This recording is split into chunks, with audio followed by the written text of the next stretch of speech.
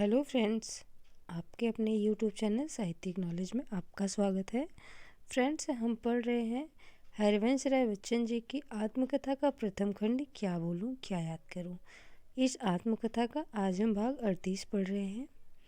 Friends, हम मूल पुस्तक से अध्ययन कर रहे हैं जो कि हिंदी साहित्य से संबंधित सभी परीक्षाओं के लिए उपयोगी है। तो चलिए हम अध्ययन शुरू करते हैं। पंत जी बताते हैं कि उपनिषदों में आई द्वा सुपर्णा की कथा प्रसिद्ध है कि एक वृक्ष है जिस पर दो पक्षी बैठे हैं। एक वृक्ष को केवल देखता है, दूसरा उसका फल खाता है। प्रतीक से बताया गया है कि एक ईश्वर है, एक जीव है। कबीर ने संभवतः उसी आधार पर इसको या यो कहा है। चढ़ तरवर दो पंछी बोले, एक गुरु एक चेला। चेला रहा सो फल चुन खाया, गुरु निरंतर खेला। पंत जी की स्वर्ण किरण में एक कविता है द्वा सुपर्णा, जिसमें उन्होंने वृक्ष पर बैठे दोनों पंछियों के परस्पर विरोधी दृष्टिकोणों का वर्णन करके यह प्रश्न उठाया है कि क्या ऐसा पक्षी कहीं नहीं है जो जीवन फल भी चखता है और निश्चल देखता भी है, यानी जो संग संग दृष्टा भोक्ता दोनों है। उनके अनुसार वही आदर्श पक्षी है। उपनिषद के रूपक में इलियड बोलना चाहते तो कह सकते थे कि जीवन तरुवर पर दो पक्षी बैठे हैं, एक सृष्टा है और एक भोक्ता है। और पंत जी शायद आदर्श पक्षी उसको कहते जो सृष्टा भोक्ता दोनों साथ साथ हो। पता नहीं मैं आदर्श पक्षी था या नहीं, पर उस समय मेरी स्मृति अस्पष्ट है, मैं साथ साथ सृष्टा भोक्ता था। किस मानसिक प्रक्रिया से यह संभव हो सकता था, इसकी व्याख्या मैं नहीं करना चाहता। संकेत शायद पहले भी कर चुका हूँ। सृष्टा भोक्ता साथ साथ होने के फलस्वरूप मेरा सृजन किस कोटि का हुआ है, इस पर मुंह खोलने का मुझे अधिकार नहीं है, पर मुझे अपनी एक अनुभूति को ईमानदारी के साथ अंकित कर देने का अधिकार तो है ही। आगे कहते हैं कि उस समय की अनुभूति की अभिव्यक्ति का एक उदाहरण देना चाहता हूँ। आगे कुछ पंक्तियाँ इन्होंने लिखी है जो कि बेहद महत्वपूर्ण है। ये कहते हैं कि अरुण हाला से प्याला पूर्ण, ललकता उत्सुकता के साथ निकट आया है तेरे आज, सुकोमल मधुबाला के हाथ। सुरा सुषमा का पायह योग, नहीं यदि पीने का अरमान, भले तू कह अपने को भक्त, कहूँगा मैं तुझको पाषाण। हमें लघु मानव को क्या लाज, गए मुन देवों के मंडोल, सरसता से संयम को जीत, रही बुलबुल झालों पर बोल, रही बुलबुल डालों पर बोल, सुरा पी मधु पी कर मधुपान। मैं नहीं कल्पना कर सकता कि बाद में कभी उसका पुनः स्मरण कर मैं उसको इतनी तीव्रता और सुंदरता के साथ व्यक्त कर सकता था। हो सकता है यही मेरी यत्किंचित प्रतिभा की सीमा हो। रुबाइयात के अनुवाद को कीड़े खा जाए, मधुशाला अधूरी ही छपी पड़ी रह जाए। मुझे उस समय सृजन के लिए प्रोत्साहन देने के लिए प्रकाशन की आवश्यकता न थी। मेरे लिए जीवन जीना प्रोत्साहन हो गया था। मधुबाला के अधिकांश गीत मैं निश्चित रूप से क्यों न कह दूं कि एक दो को छोड़कर सब उसी समय लिखे गए थे। उनमें से एक इस पार उस पार के लिए मन स्थिति बात को बनी। 2-2.5 महीने बाद रानी अच्छी भली स्वस्थ दिखती सी बीमार पड़ गई। उसे चक्कर आने लगे, खाना छूट गया। मैं उसे डॉक्टर के पास ले जाना चाहता था, पर वह न गई। मैं डॉक्टर को घर पर बुलाना चाहता था तो उसने मना कर दिया। बस एक रट लगा दी, काका को बुला दो। चिट्ठी पर चिट्ठी गई, तार पर तार गए। श्री कृष्ण आया।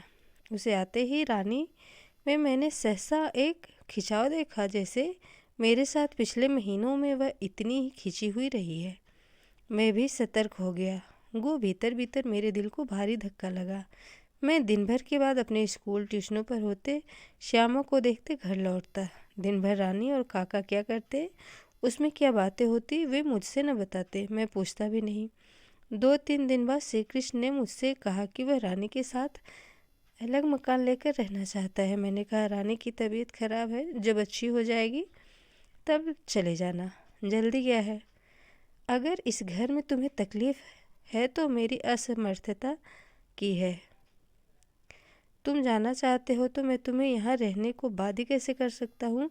वास्तव में श्री कृष्ण मेरे घर के पास ही चर्च के मुट्ठीगंज को जाने वाली सड़क पर एक ईसाई मकान देख आया था।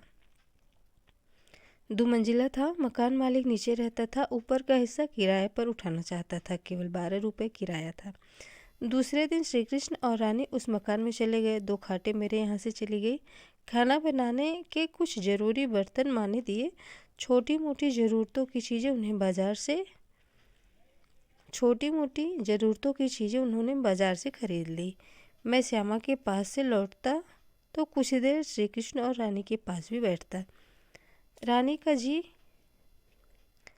जैसा खराब मेरे घर था वैसा ही 2-3 दिन वहाँ भी रहा।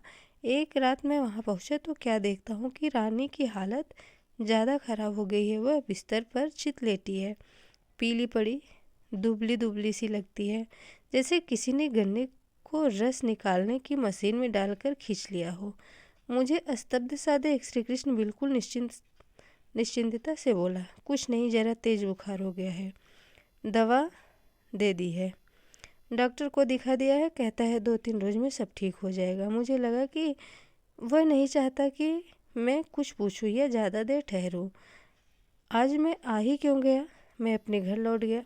1 सप्ताह में रानी ठीक हो गई। दोनों को सिवा उस मकान में पड़े रहने के कोई काम न था। श्री कृष्ण कुछ रुपए लेकर आया था पर वे जल्दी खत्म हो गए। उसका कोई सहायक यदा कदा उसे कुछ भेजता भी था, पर पैसे की तंगी वह बराबर अनुभव करता था। घर चलाने का खर्च काफ़ी होता है।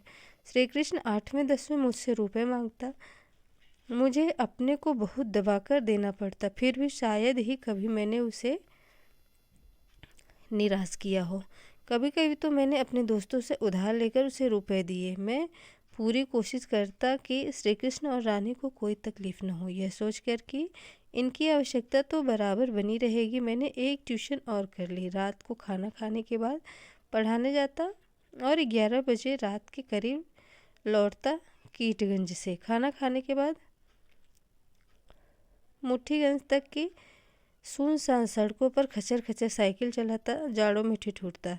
उन दिनों की अपनी मेहनत, मशक्क़त, अपने मन के तनाव, दिमाग के खिंचाव की याद करता हूँ तो लगता है कि मैं कोई दैत्य ही रहा हूँगा जो यह सब झेलता ठेलता हूँगा। प्रेम का मूल्य प्रेमी अपने प्राणों से प्रसन्नता से अदा कर सकता है, लेकिन यदि उसे पैसे की शक्ल में मांगा जाए तो वह निश्चय अपने प्रेम का अपमान समझेगा, खासकर जब पैसा न दे सकने की स्थिति में उसके प्रेम का अवमूल्यन किया जाए। मैं श्री कृष्ण और रानी को हृदय से प्यार करता था और किसी समय वे भी मुझसे करते थे, पर मुझे कुछ समय से आभास होने लगा था कि उनका प्रेम मेरे लिए अब उसी अनुपात में है जिस अनुपात में मैं उनके लिए पैसा ला सकूं। माना वे अपनी परिस्थिति से लाचार थे, मेरे ऊपर निर्भर होने को विवश थे, पर उन्हें भी देखना चाहिए था कि मुझे कितना झुकाया जा सकता था। उन्होंने मुझ पर अपना इतना भार रख दिया था कि मैं टूटने की स्थिति में पहुंच गया था। श्री कृष्ण ने अपने लिए एक योजना बनाई कि वह आगरा यूनिवर्सिटी से प्राइवेटली अंग्रेजी में MA करेगा। मुझे इससे बहुत खुशी हुई। मैंने सोचा कि यह MA कर लेगा तो इसका पथ प्रशस्त होगा और निकट भविष्य में इसे किसी स्कूल या कॉलेज में जगह मिल जाएगी। रानी के संरक्षण का दायित्व यह तभी निभा सकेगा जब यह अपने पैरों पर खड़ा हो सके। कुछ न करने से अच्छा है कि श्री कृष्ण ही नहीं, रानी भी विधिवत कुछ पढ़ाई करे। चलो किसी से शुरुआत तो की। प्रॉस्पेक्टस मंगवाया गया, फॉर्म भी भर दिया गया। श्री कृष्ण ने मुझसे कहा कि मैं उसे कोर्स की किताबें अपने किसी परिचित बुक सेलर से उधार पर दिलवा दूं। रुपए वह बात को अदा कर देगा। उन दिनों ट्रैंक एड बुक सोसाइटी से मुझे उधार पर किताबें मिल सकती थी। जब से मैं बीए में था उस संस्था से पुस्तकें लेता था। प्रबंधक इंग्लैंड से भी मेरे लिए पुस्तकें मंगा देते थे और मैं उनका बिल किस्तों में चुकाता रहता था। मुझे अभी श्री कृष्ण में विश्वास था। उसके एमए कोर्स की किताबें 400 रुपये में आई थी। संदर्भ ग्रंथों का ऑर्डर भी उसने दे दिया था। उसने अलमारी में पुस्तकें सजा दी, पता नहीं किसको प्रभावित करने के लिए, शायद अपने को धोखा देने के लिए। पढ़ना दूर, उसने कभी खोला भी नहीं। बात को मैंने प्रायः सबके बेकटे पेज देखे। इम्तिहान देने किस बूते पर जाता, मैं उसे कुछ बना सकने के प्रयत्न में असफल रहा। इससे पूर्व रानी भी मुझे विफल कर चुकी थी। उन दिनों प्रकाश चंद्र गुप्त इलाहाबाद यूनिवर्सिटी के वर्तमान अंग्रेजी विभागाध्यक्ष की पहली पत्नी रामेश्वरी गोयल एमए यवन में ही उनका देहावसान हो गया। आर्य कन्या पाठशाला की हेड मिस्ट्रेस थी। उनसे कहकर मैंने रानी को पाठशाला में भर्ती कराया, पर वह शायद 1 सप्ताह से अधिक पढ़ने न गई। श्री कृष्ण और रानी से मेरी आशा टूट चुकी थी। वे अपने भविष्य की योजना के विषय में मुझे अंधकार में रखना चाहते थे। शायद वे स्वयं अंधकार में थे। जनवरी 1935 में श्यामा मेरे पास आ गई। जाड़ों में वह ज्वर मुक्त हो जाती थी। अब मैं जाहिर है श्री कृष्ण और रानी को अधिक समय न दे सकता, फिर भी मैं उनका कुशल समाचार पूछने प्रति संध्या उनके घर जाता था। जितनी भी आर्थिक सहायता मैं उनको देता आ रहा था, अब भी देता जाता था। अब भी उनके प्रति मुझे स्नेह सहानुभूति थी। उनसे मेरे असंतोष में जो मुझे ही था, वे शायद अपना दायित्व भी समझने लगे थे, और सबसे अधिक असंतोष निश्चय ही उन्हें अपने से होने लगा था। इसके अतिरिक्त मेरा ऐसा अनुमान है कि उस आर्थिक स्रोत ने उन्हें धोखा दे दिया था जिस पर वे निर्भर थे। मेरी यत्किंचित आर्थिक सहायता से उनका काम नहीं चल सकता था, और वे जानते थे कि अपनी सीमाओं में मैं उसे एक पाई भी नहीं बढ़ा सकता था। आश्चर्य है, परम आश्चर्य है कि एक नवयुवती और नवयुवक देह दिमाग से दुरुस्त मिलकर कोई भी ऐसा ईमानदार काम नहीं कर सकते कि वे आत्मनिर्भर हो सके। ऐसी स्थिति और मन स्थिति में इनके अतिरिक्त और भी कारण हो सकते हैं जिन्हें श्री कृष्ण और रानी ही जानते होंगे। फरवरी के अंत में दोनों ने एक दिन तय किया कि वे आत्महत्या कर लेंगे, यमुना में जाकर डूब मरेंगे। संध्या को उन्होंने एक कागज़ पर बड़े बड़े अक्षरों में लिखा, हम तुम्हारे योग्य नहीं हो सके, हम यमुना में डूबकर आत्महत्या करने जा रहे हैं, अलविदा। कागज़ उन्होंने मेज पर खुला रख दिया। रानी ने उस पर अपनी चूड़ियाँ उतार कर रख दी। श्री कृष्ण ने अपना खाली पर्स रख दिया। दोनों ने सफ़ेद कपड़े पहने और घर के सब दरवाजे खोलकर नंगे पांव यमुना की ओर चल गए। मैं कैसे अचानक उस घर में पहुंचा, मैंने कैसे उनको पुकारा, कैसे मैं सोने घर में उन्हें खोजता फिरा, कैसे मेरी नज़र कागज़ पर पड़ी, कैसे भयावनी उसकी प्रतिक्रिया मुझ पर हुई, कैसे मैं यमुना की ओर बेतहाशा भागा, कैसे मैंने उनको अपने ही भूत से बने लौटते देखा, कैसे मैं बेहोश हुआ, कैसे मैंने अपने को उनके घर पर पाया, और किस हृदय को निचोड़ने वाली पीड़ा से मैं होकर गुजरा, इसको मैं जिन शब्दों में मधुशाला के प्रलाप में लिख चुका हूँ, उनसे अधिक प्रभावशाली शब्दों में नहीं व्यक्त कर सकता। यहाँ मुझे सिर्फ यही स्वीकार करना है कि वह सब सच है। यथार्थ के रेखांकन पर केवल कविता और कल्पना का रंग चढ़ा है। जिस रात में श्री कृष्ण और रानी के यहाँ बेहोश पड़ा था, मेरे माता पिता मुझे देखने आए थे। श्यामा भी देखने आई थी। बेहोशी से जब मुझे कुछ होश आता, मेरे मुंह से एक यही चीख निकली थी, खत देखा। श्यामा और मेरे माता पिता क्या अनुमान करते हुए और कितने भारी मन से उस रात घर लौटे होंगे, इसकी कल्पना मैं नहीं कर सकता। मुझे अपने माता पिता को सफाई देनी थी। आए दिन कुछ न कुछ अनुचित, अवांछित, अप्रत्याशित मैं उनके सामने प्रस्तुत करता रहता था, और वे सबके प्रति सहिष्णु दिखलाते सहिष्णुता दिखलाते थे और हर अवसर पर मुझे समझने का प्रयत्न करते थे। मेरे प्रति उनका यह व्यवहार उनका अपने गुरु के प्रति आदर था। माताजी कुछ न बोली। पिताजी ने सिर्फ इतना कहा, तुम खतरनाक लोगों के साथ पड़ गए हो। श्यामा से मैं वही छिपा सकता था जो अपने से छिपा सकता था। उसने मुझसे केवल एक प्रश्न पूछा। शायद उसने यही एक प्रश्न मुझसे जीवन भर में पूछा था। अगर उस शाम रानी और कृष्ण न लौटते तो मैं भी न लौटता। मैं इतना कहकर चुप हो गया और फौरन सोचने लगा कि बिना इसका विचार किए कि इसकी प्रतिक्रिया श्यामा पर क्या होगी, मैंने कह दिया। पर सच बात यह थी और झूठ मेरे मुंह से श्यामा के सामने निकल ही नहीं सकता था। श्यामा ने मुझे कुछ उत्तर नहीं दिया। सिर्फ मैंने देखा कि उसकी आंखें डबडबाई और 2 आंसू उसके गालों पर लुढ़क पड़े। पर उन 2 आंसुओं में एक सागर था। उन आंसू की 2 बूंदों में मैं कूल किनारा पा न सका। मेरे सामने आंसू बहाने वालों का शायद श्यामा का यह पहला अवसर था। मैंने जॉय की आंखों में सर्वप्रथम आंसू देखे। मैं उन्हें सह नहीं सका। यदि वे पिघलते लोहे की तप्त रक्त बूंदें बनकर मेरी छाती पर गिर पड़ते तो भी शायद मुझे इतनी पीड़ा न पहुंचाते जितनी उन 2 बूंदों ने पहुंचाई। मैंने केवल इतना कहा, जॉय मैं इस समय बहुत कातर हूँ, तुम मुझे और न बनाओ। उसने अपने आंसू पोंछ लिए और ऐसे मुस्काई जैसे जो सब घटित हो चुका है वह कुछ हुआ ही नहीं है। मैंने श्री कृष्ण को एक बड़ा पत्र लिखा। सार ही स्मृति में है। अगर तुम गंभीर थे तो तुमने एक बड़ी भीषण त्रासदी का रंगमंच तैयार किया था। तुम न लौटते तो मैं भी न लौटता। यह तुम जानते थे। नहीं जानते थे तो तुम्हें जानना चाहिए था।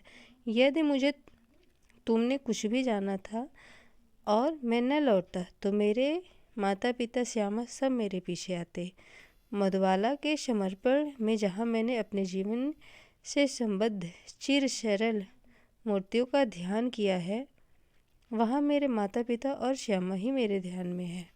और अगर यह मजाक था तो यह बड़ा क्रूर और मारक मजाक था और उससे तुम्हारे प्रति मेरी भावनाओं को इतनी जोरदार ठेस लगी है कि न मैं तुम्ही को ठीक पहचान पा रहा हूँ न अपने ही को। माना कि यह तुम्हारी सच्ची अनुभूति थी कि तुम मेरे योग्य नहीं हो सके। पहले तो मैं ऐसा हूँ ही क्या कि मेरे योग्य न हो सकने पर आत्महत्या करने का इरादा किया जाए। और अगर तुमने मुझको ऐसा समझा ही था कि तुम्हें मेरे योग्य बनना चाहिए तो तुम्हें कुछ करना चाहिए था। मैं पूछूं कि इसके लिए तुमने क्या किया? जीवन की कितनी ही बड़ी चुनौती पर आत्महत्या करने की बात मैं नहीं सोच सकता। जो सोचता है वह मेरी दृष्टि में निरात्म है। मैं नरक में वास कर सकता हूँ, निरात्म का संग नहीं निभा सकता। तुम्हें समझने में मुझसे बहुत गलती हुई है। मुझे कृपा कर अपने दिमाग को ठीक करने का समय दो और इलाहाबाद से दूर चले जाओ। हो सकता है तुम्हें लगे कि मैं तुम्हारे प्रति निर्मम हो रहा हूँ, पर मैं उससे 100 गुना अधिक अपने पर निर्मम हो रहा हूँ। मैं अपनी गलती को अपने आप क्षमा नहीं कर सकता। मैं अपने को दंडित करना चाहता हूँ। पश्चाताप के ताप में अपने को गलाकर अपना पुनर्निर्माण करना चाहता हूँ। मैंने अपने से हार अभी नहीं मानी है। इस घटना के बाद अंत में मैंने लिखा था, तुम्हारे मेरे संबंध वह नहीं हो सकेंगे जो कभी थे और न मैं चाहूँगा कि हो और न तुम ही उसके लिए प्रयत्न करना। मैं इसके बाद उनके घर न गया, वे भी न आए। हफ्ते 10 दिन बाद वे कहीं चले गए, शायद बनारस। 400 रुपये की जो किताबें श्री कृष्ण ने मंगाई थी, जाते समय किसी से मेरे पास भिजवा दी। अपनी गरीबी के दिनों में 10-10 रुपये की किस्तों में ये रुपए मैंने कितने कष्ट से अदा किए मैं ही जानता हूँ। मनुष्य बच्चन ने श्री कृष्ण और रानी को फिर अपने जीवन में न आने दिया। औपचारिक भेंट मुलाकातों, बातों और उनके कतिपय प्रयत्नों और उनके अप्रिय परिणामों के बावजूद। पर मैं सच कहूँ तो मेरा कवि शायद उन्हें नहीं भुला सका। अपने कवि से तो मैं भी हारा हूँ। 18 वर्ष बाद जब मैंने कैम्ब्रिज में एक कविता लिखी थी, भावना तुमने उभारी थी कभी मेरी, भूला नहीं मैं, तो श्री कृष्ण ही मेरी स्मृति में था।